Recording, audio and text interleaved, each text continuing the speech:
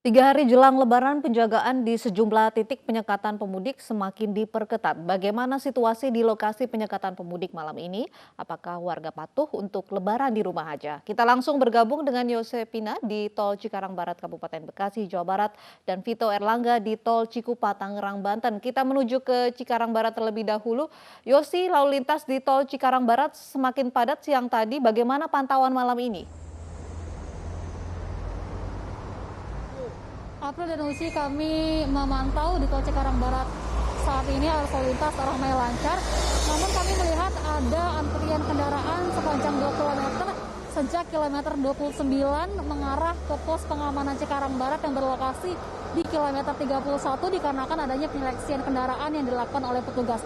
Selasa malam kemarin petugas mencatat adanya angka pelanggar tertinggi semenjak 3 pekan diterapkannya kebijakan larangan mudik, yakni sebanyak 4.000 lebih kendaraan yang melanggar yang didominasi oleh kendaraan pribadi. Sehingga sejak kemarin dan berlaku efektif hari ini, petugas mulai melakukan penyeleksian kendaraan dan kendaraan yang diizinkan melintas hanyalah kendaraan logistik pengangkut bahan bakar, bahan pangan, obat-obatan atau medis, kemudian juga ambulans, pemadam kebakaran, dan kendaraan dinas. Kendaraan pribadi sama sekali tidak diizinkan untuk melanjutkan perjalanan ke arah Cikampek. Jadi untuk kendaraan pribadi, petugas tidak akan lagi menanyakan kepentingan, kemudian juga meminta persyaratan ataupun kelengkapan surat, melainkan langsung diarahkan ke gerbang tol Cikarang Barat 3 untuk kemudian putar balik kembali ke arah Jakarta. Untuk hari ini, kami mendapat data dari pihak kepolisian ada sebanyak 4.970 kendaraan hingga pukul 14 waktu Indonesia Barat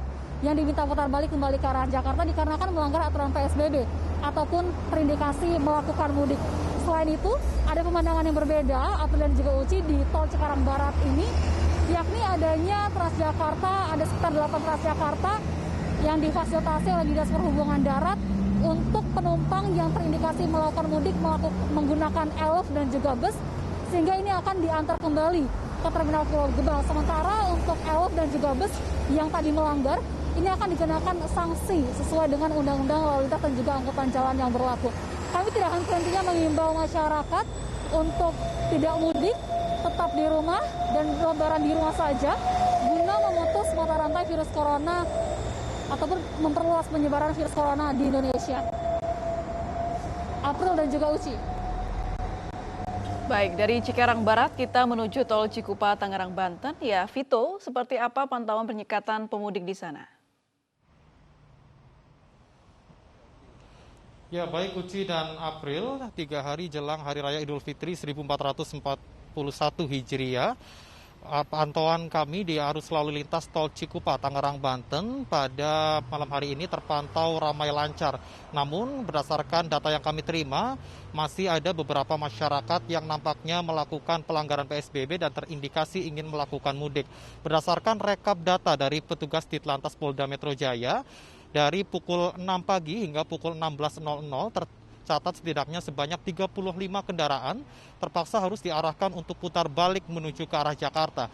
23 kendaraan diantaranya merupakan kendaraan pribadi dan sisanya sebanyak 12 kendaraan adalah merupakan kendaraan umum, baik itu bus maupun elf.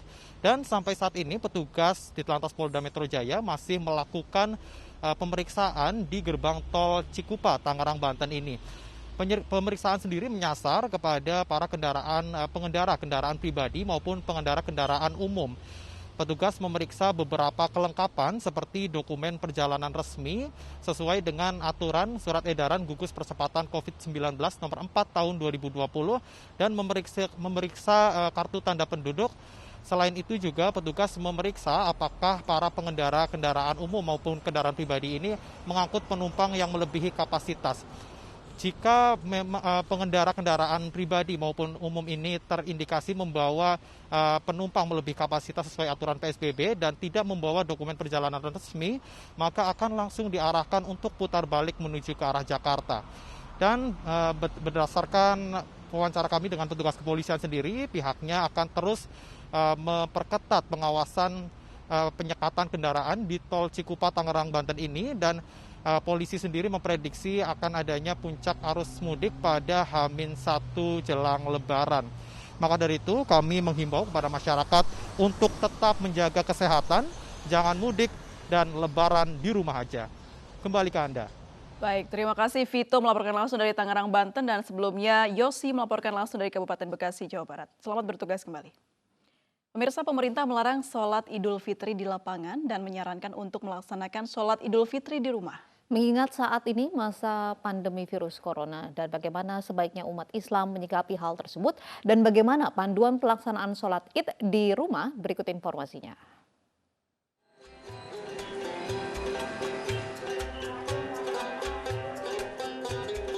Sejak virus corona mewabah di Indonesia, Presiden Joko Widodo menginstruksikan agar semua warga berkegiatan di rumah, termasuk pelaksanaan sholat Idul Fitri bagi umat Islam.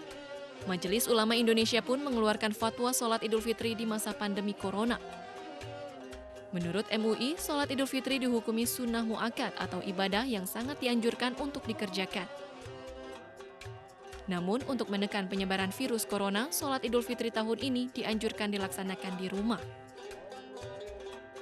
Sejalan dengan pemerintah dan MUI, Ustadz Dasat Latif menjelaskan pedoman serta tata cara melaksanakan sholat Idul Fitri di rumah dan bisa dikerjakan berjamaah ataupun sendiri, terutama bagi umat Islam di daerah penyebaran COVID-19 yang belum terkendali. Mestinya Kementerian Agama hadir memberikan pedoman tata cara sholat, ya, di samping menganjurkan untuk tidak sholat di masjid, semestinya negara hadir. Ini loh caranya kalau Anda mau sholat di masjid. Ini loh tata caranya, ini loh hukumnya. Tata cara sholat di rumah saja tidak ada perbedaan mendasar dengan sholat di masjid atau lapangan. Ya, tidak ada perbedaan. Nah, karena kita sholat di rumah saja, boleh berjamaah. Ya, boleh sendiri. Misalnya nih, adik-adik kos tidak sempat pulang kampung, selain karena mentaati perintah untuk tidak mudik, juga karena tidak ada sewa kapal, maka dia tinggal di rumahnya. Mau ke masjid tidak boleh, mau ke lapangan tidak boleh. Tapi kita mau ambil pahala sholat Idul Fitri, maka silakan sholat Idul Fitri di rumah sendiri. Boleh. Baik. Nah, kalau kita ada banyak, boleh berjamaah. Misal suaminya, ada istri, ada anak 4, ada sopir, ada pembantu, silakan berjamaah di rumah. Tapi Ustadz tidak ada yang pandai baca khutbah, boleh tidak berkhutbah. Ya. Nah, kalau ada yang tahu khutbah, boleh baca buku. Misalnya ada di situ sarjana, orang cerdik, orang pandai, ya bacalah itu khutbah, boleh. Baik. Nah, jadi tidak usah cemas. Keadaan darurat karena penyebaran virus corona melahirkan keringanan karena ada keharusan untuk tetap mematuhi protokol kesehatan dengan menjaga jarak dan menjauhi kerumunan. Tim Liputan iNews melaporkan.